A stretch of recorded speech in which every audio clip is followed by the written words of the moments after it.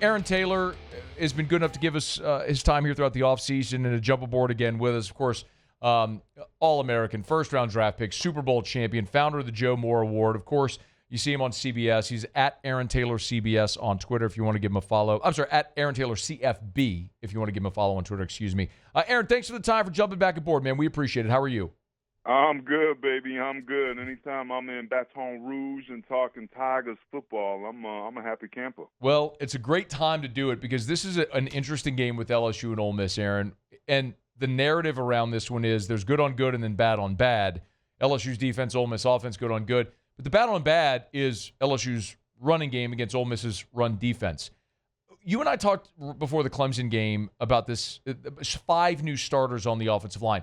Now they've had a month together. What should we realistically expect the development to look like a month into this new unit playing together? I'll be honest, buddy. I thought it'd look a little better than it has, but what's happening to LSU, they're not alone in that. We're seeing this across the country with not only new starters, but units that are bringing back a ton of experience. We saw that with Illinois in their game against Indiana. Sometimes you can return a lot of experience and have slow starts. Penn State through 3 or 4 weeks is in the exact same boat. They're starting to run it a little bit better, and they'll need to be at their best against Oregon this weekend. But it's been a rough go for the offensive line position across the board, and we're just not seeing the development in general, broad brush, middle part of the bell curve here I'm talking, that we normally have. So we're still trying to scratch our heads and figure out, what it is. It's probably a combination of a lot of factors, but the high turnover, the portal, human nature and complacency, the fact that there's more parity now in college football where there's a lower ceiling and a higher floor, so you get a higher average and mean, if you will. But the LSU that we were expecting to see underneath the 2 previous regimes that have won the national championship just haven't really manifested. But I think that's part and parcel to also what we're seeing with Alabama and Georgia. So that's a long-ass answer for a simple question, but it's complicated. And candidly, I know who Brad Davis is as a coach, and I know the caliber of player that are there. I even expected to see more than we have from LSU up front through this part in the season. Aaron, what do you think of Brad Davis as an offensive line coach? He's a great recruiter, but technically as a line coach. Yeah, I think he's done a pretty good job, right?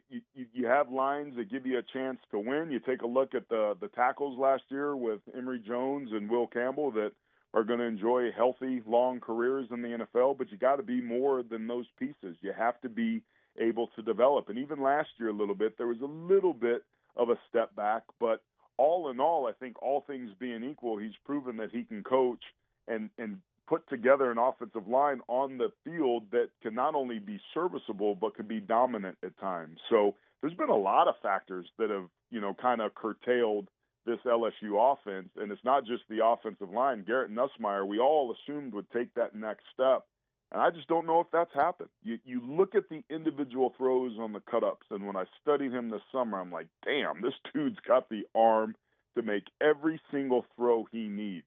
He's now got a receiver group of dudes that can go get it on the outside edge. But again, this offense just I use this analogy to describe Clemson last weekend. It's like a pot of gumbo that doesn't have any salt in it. You have all the right ingredients for what should be a delicious dish. It just is kind of bland. And that's the way I feel LSU's played offensively thus far. How much do you think that has to do with what Brian Kelly talked about a week ago with the whatever the torso situation was that Garrett Nuss Meyer was apparently dealing with? It's significant, and we see this every year in the draft process where, lo and behold, these injuries get disclosed. We've now got, the injury reports that are something new to college football, but I know for a fact through friends of mine that are in the coaching world that they still don't disclose everything. And it gives away a competitive advantage when you do that. And at some point, maybe they will do everything, but that takes place in the NFL as well. So it certainly is a factor. And that's what gets hard, man. Like the coaches and fans need to understand that BK and Brad and Garrett and all these dudes are out there doing the absolute best they can. They want to win as much as the fan bases do. But football isn't played on paper, and it's not played on preseason expectations. You got to deal with what it is you have to work with, and injuries at that position in particular, especially for a guy who's had some feet issues, can really kind of aggravate those situations. Aaron Taylor is with us at Aaron Taylor CFB if you want to give him a follow. I want to go back to LSU's offensive line because I want to get sort of technical with you. LSU's right tackle is a guy named Weston Davis, who was a 5-star, super athlete. I mean, Aaron, he's 6'7", 320, and was on everybody's radar. He's a redshirt freshman starting for the first time, and I don't know if you look at Pro Football Focus or anything, but he's the guy that's kind of like the one that's struggling a little bit, the lowest graded, and it's where a lot of the pressures are coming from. They really run well to the right side. When you see a guy like that starting for the first time, what are some of the tells that you're looking for that he is starting to make progress as a first-time starter? When the athletic, the ability is undeniable, but the level of play needs to catch up. Well, the first thing the average fan is going to see is lack of bust, lack of tackle for losses allowed, lack of pressures, lack of sacks, right? That's the easiest thing to see. What we're looking for when we study tapes, and candidly, for full disclosure, I haven't studied LSU's offensive line. I've watched them on TV, but I haven't studied it per se. But footwork is so important. Hand placement is so important. You want to see confidence. That's the first thing that I'm looking for. I had a great conversation for our YouTube show, Trench Life, today with Alex Mirabal, who's Miami's head coach, and he was talking about how confidence is important, and he studies his players, and that's one of the tells he's looking for. He's like, I know what these guys are capable of doing. So what that looks like is a guy throwing his hands, or is he catching them, right? We got to get up to the line of scrimmage, and it's a pretty simple formula. Have a plan, start the fight, trust your technique. You can't play this position or this game scared or slow. So I'm watching for those things. Now, you can get some edge creatures coming off the outside edge, and you're going to start to catch. You're going to start to be tentative. You're not going to trust your technique, so your footwork might get messed up.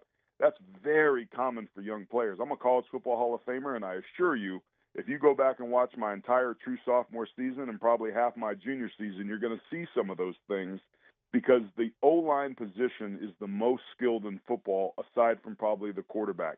And what I mean by that is we're playing against guys that are just as strong as us, but quite a bit more athletic in most cases, so we have to be precise with our technique. But nothing we do is natural, so it has to be taught. So you enter into that fact, inexperience, lack of confidence. I was a huge mental case guy. The toughest player I ever played against was myself, and my own insecurity and that negative voice in my head. And that sounds ridiculous, but I'm not alone there, and I know that for an absolute fact. Clearly, I figured it out, and my guess is most players will have a chance to do so, but that's harder to do in the league that you play in and being a first-time starter. And my guess is that's as much to contributing to what's going on as anything else. And I would expect that to get better week over week. Aaron Taylor is our guest. Get him on Twitter at Aaron Taylor CFB. Did you mention that you've watched Clemson on film? I have. Oh, okay, because I don't want to completely deviate from the LSU conversation, but there are obviously interwoven because there's a lot of people. This narrative is maybe that LSU's win against Clemson isn't as impressive because Clemson's sitting there 1-3. What are you seeing with Clemson right now?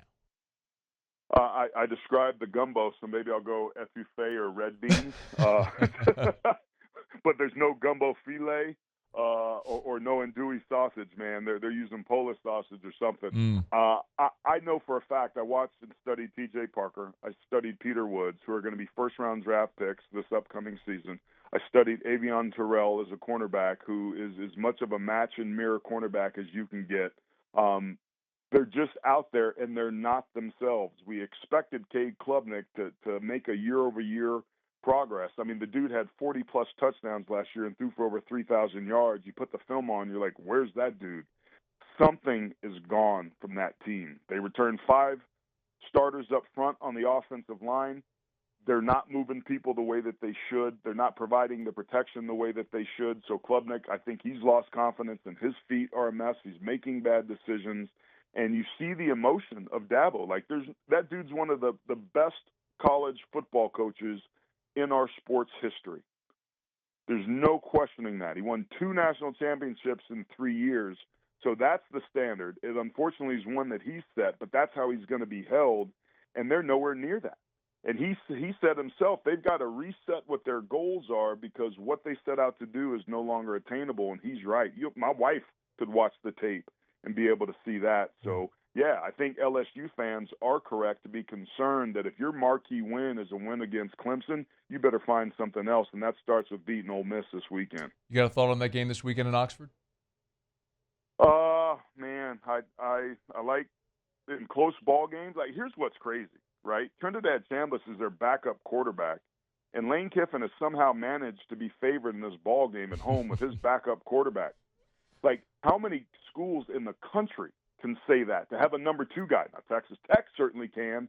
We see it, but it's much more rare than not. So that's concerning to me. So in ball games that are close, man, I typically tend to go with a home team in a situation like this, and especially with Ole Miss and how well Kiffin has done that. But you look at their defensive coordinator, Pete Golding. The things I'm looking for as an analyst and just as a fan, does he load the box to be able to try to stop the run and risk man coverage against LSU's speedy wide receivers?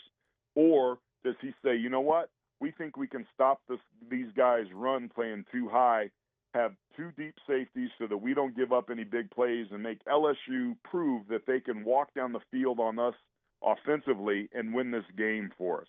I don't know if they played well enough overall in the run game, the Tigers I'm talking here, or in the red zone by being able to score despite their 4 rushing touchdowns that they had last week. I think, to your point, it is strength on strength, weakness on weakness, and because of that, I'm giving a slight edge to the home team that won't have to deal with crowd noise. He is Aaron Taylor, CBS Sports, founder of the Joe Moore Award. Excited to talk more about that as we make our way throughout the season. You can follow Aaron at Aaron Taylor CFB. You can follow the Joe Moore Award on Twitter as well at Joe Moore Award. Hey, man, it's always great to get a couple of minutes. We appreciate it greatly, man. Hopefully we do it again soon. Appreciate you, Matty. Look forward to it, brother. That's our pleasure. Aaron Taylor, one of the greats, man.